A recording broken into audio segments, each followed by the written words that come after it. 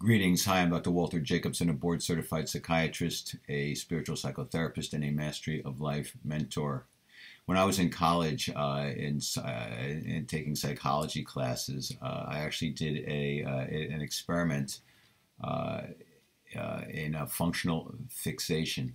And the whole idea of functional fixation is that our minds, we get into to problem solving a certain way. And if we get into the routine of solving it a certain way over and over again, we can get fixated and kind of stuck in looking at it that one way. And then we won't be able to see a simpler solution.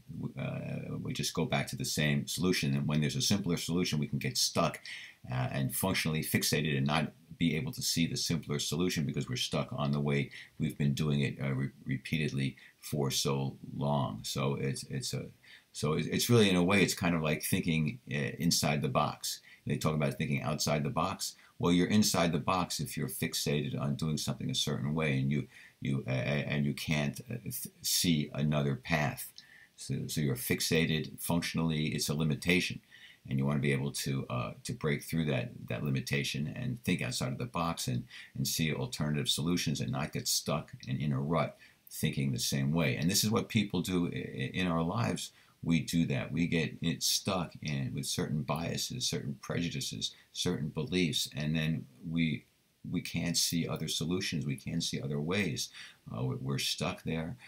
And it's the only perspective that we have, and everything that we evaluate in the world, it goes through the prism of these judgments that we have, these world views that we have, and so oftentimes there could be better ways, and there could be alternative ways and healthier ways to do things, but we're not going to be able to see them. So a couple of weeks ago, I came up with a way to kind of help people to start to break out of their functional fixation by telling people, you probably every day for every single day of your life, let's say you put your left shoe on first, and then you put your right shoe on, or you put your left sock on first, then you put your left shoe on, then you put your right shoe on. People have rituals. They have these routines, and so I suggested that people do something different. But instead of the left foot on first, put the right shoe on first, and kind of see how that feels. And what you're doing is you're shaking up your neurons. You're creating some cognitive dissonance by doing something differently. And you'll notice that a lot of people don't like change. Even something as simple as that could make them feel awkward and uncomfortable. So you want to look at that, because change is actually good. Not always, but oftentimes it's good, and you don't want to avoid it or hide from it or be afraid of it. You want to learn how to accommodate it, how to use it to your advantage. So other ways to kind of break out of this sort of functional fixation and kind of break out of old patterns that you have is, and it's similar to the one about the left shoe versus the right shoe, and it goes back to Costanza, the character in Jerry Seinfeld, where in the Seinfeld show, where he decided he was going to do the opposite. Okay, he couldn't get girls.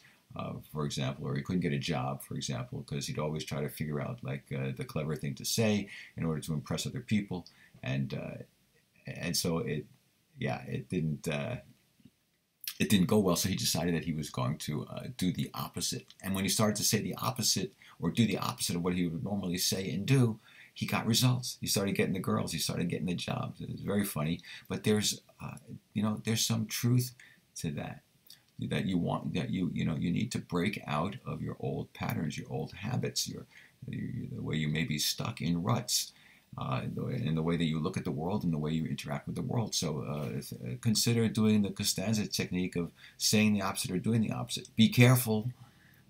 Pay attention. Maybe it's not appropriate to say or do the opposite. In certain situations, it will not be appropriate to say or do the opposite, so you shouldn't. But in situations where there doesn't seem to be any harm or foul or problem with doing the opposite, do it. Try it out. See what it feels like. The same thing is true with the